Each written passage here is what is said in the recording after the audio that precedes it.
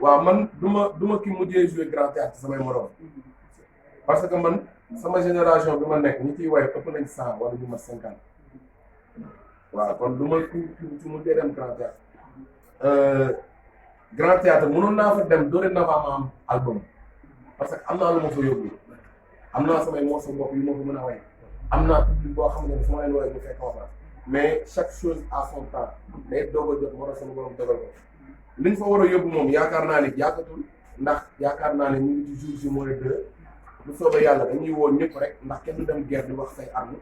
di woo Sénégal yëpp ñu fekk ñu fa bu ñu ñëwee li nekk ci suñu kën ak li nekk ci suñu xel ak suñu xalaat ñu jox leen ko te yaakaar nañ ni dina leen satisfaire bu soobee yàlla. ñu xaar lépp surprise d'ailleurs comme ñan ngeen ko war a mën a gis ci boobaa. tous les artistes sont invités te artistes yëpp dinañ ñëw maa ngi déggante ak artistes yëpp. ñu sama papa yi est-ce que dem si kër kenn koo xam ne yaakaar naa la jox invitation bi pour nga ñëw. waa xam nga mun naa wax artistes yi ñëw mais artistes yi bëgg a ñëw yëpp mun ma leen a lim te ku ci déglu sa tur da ngay foog ni bokkoo ci teg ci nga xam nga tey mënoo nekk di fi lim tey artistes yi nga invité yëpp wala artistes yi war a ñëw yëpp ndax artistes yëpp samay nit lañu ñëpp laa sikal jàmm te tey ku déggul turam ci woote yi day foog ni bokk ci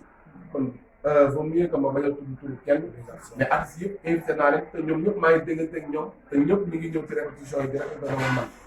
le 29 incha allah su ma ñëw di nga gis artistes yëpp bu soobee yàlla. alors kenn bu ne Tamba te woon nga xamante ne mooy sa woon doom mooy Moustapha Mbaye.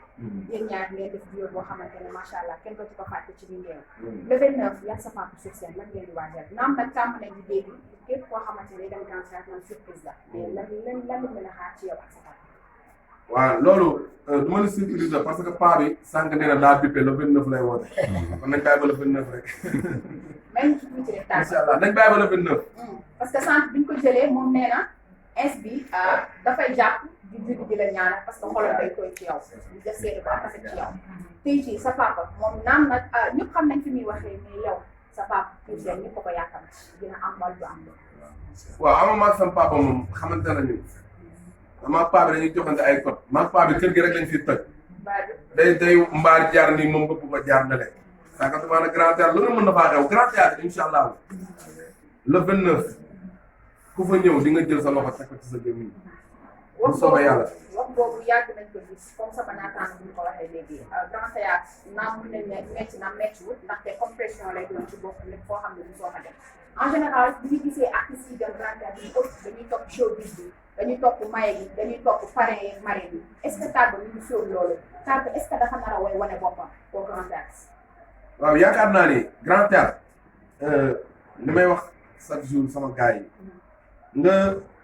jouer ko première fois réussir ko yomb na parce que man doomu géwal laa ba pare su ma doon génn sama kër di dem grand théâtre ñetti téeméer laay fay taxi ci réew mi laa juddoo Ndakaaru laa juddoo fi laa yoroo fi laa màggee booy taawun laa kon ma tëgg grand théâtre mu réussir loolu jaaxal ma ndax fii laa juddoo fii laa yoroo fi laa màggee grand théâtre nga ni soriw ma mais nga jouer grand théâtre woote waat fa nit ñi gën a am envie ñëwaat loolu moom mooy sama objectif damaa bëgg su ma fa jouer samedi le 29 dans 3 semaines wala 1 mois su ma fa woote waatee balaa des une semaine ñu ne bii jeex na damaa bëgg di fa woote waat te su ma fa ñëwee incha allah ba jóge fa su ma woote waatee ñëpp a ñëw bu soobee yàlla incha allah